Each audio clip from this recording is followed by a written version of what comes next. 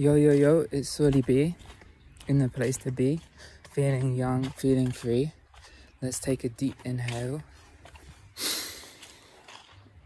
Connecting to the heart space. Breathe out. Breathe in. And out. Okay, so I'll just let you know today's mission. So we are outside the Temescal and people are coming to do a Temescal session tonight, so we're going to clear this area. But we're also going to turn it into a food forest. Here's my trusted tool. And firstly, we're just going to start clearing the beautiful weeds. So this is the first plant I stumbled upon, and this is Amaranto. And this is not a weed because you can eat the leaves, and when the seeds are ready, you can pop them and eat them.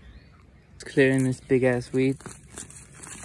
Can just pull it at the roots. Quite premature.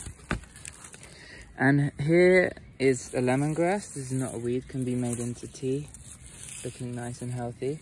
And here is purslane, and this is edible, high in omega-3, and so it's good if you're not eating that much fish or vegan or whatever. Yeah, people class it as a weed, but I don't see it as a weed. No way, no way. And I talk about it in my book, which is called Weeds Are Not Weeds. But anyway, we're pulling weeds. This could also be termed as a weed, but it's kind of pretty, so maybe we should just keep it. So the reason why this is a fantastic project for me is because, one, I love gardening, but also we're just coming up to the rainy season, and so anything I plant will be pretty much sorted for. Like, I won't have to worry too much about watering it. Maybe the first few days I'll water it in, and also keep an eye on the rains to make sure that these plants that I'm putting in here are not neglected. Hello, baby. But then after that,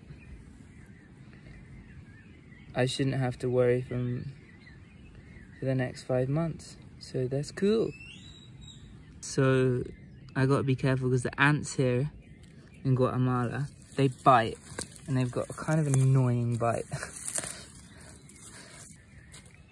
But because I'm such a passionate farmer, gardener or whatever, there has been times where I've literally just like stuck my hand knowingly in like a massive anthill. Why? Or like, not, maybe not a full-on anthill, but like a place where there's loads of ants, because I was just like so in a hurry to get the bed made, and I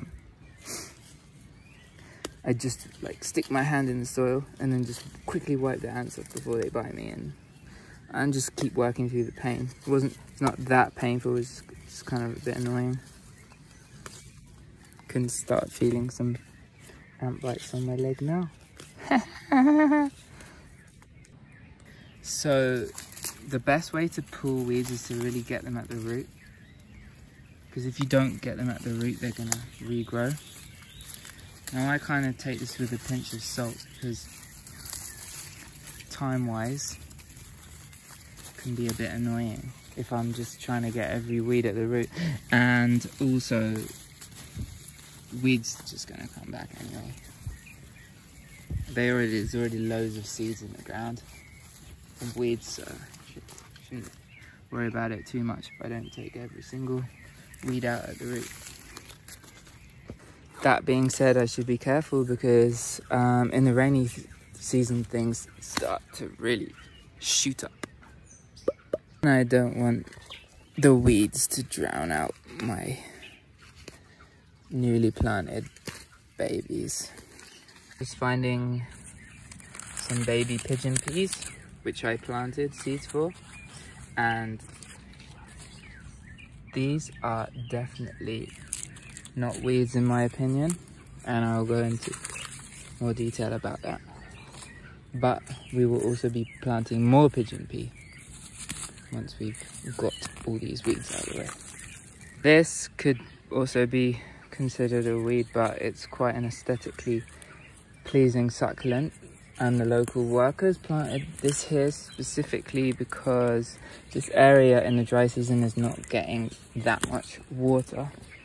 So this is a great plant to put in the ground because it doesn't need that much water. It's kind of like cactus vibes, and yeah, and it's pretty. There's a few things that I'm not 100% sure about. This one could be a guayaba.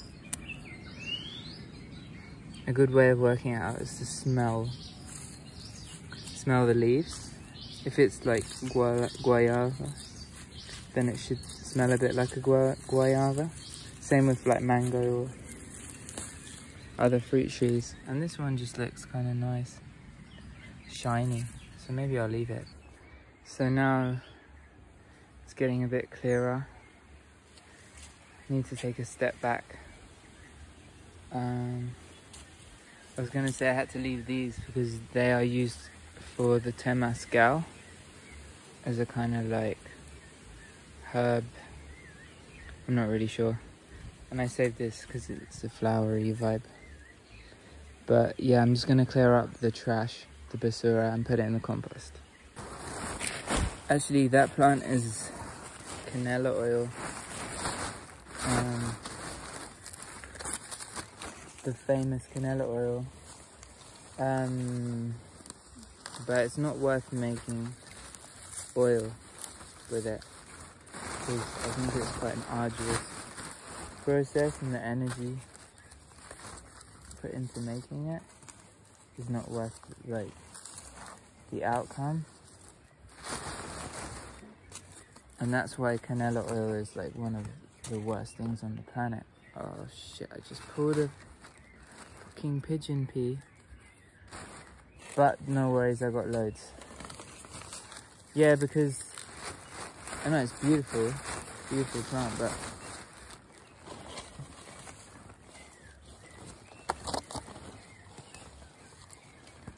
if it's hard to make small scale, then large scale probably going to be a bit more energetically efficient, but at the same time, think how many people use canela oil. It's a completely destructive process. And the thing is like, what's weird is people like, oh yeah, they can't like live without oil. It's like, oh, you need oil. I don't need oil. Honestly.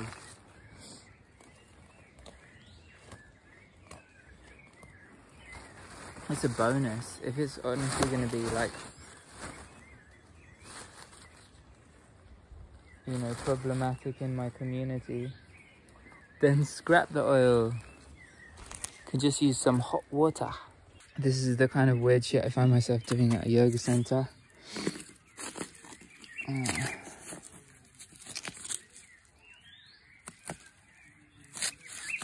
don't know if this is the right stone. Shit.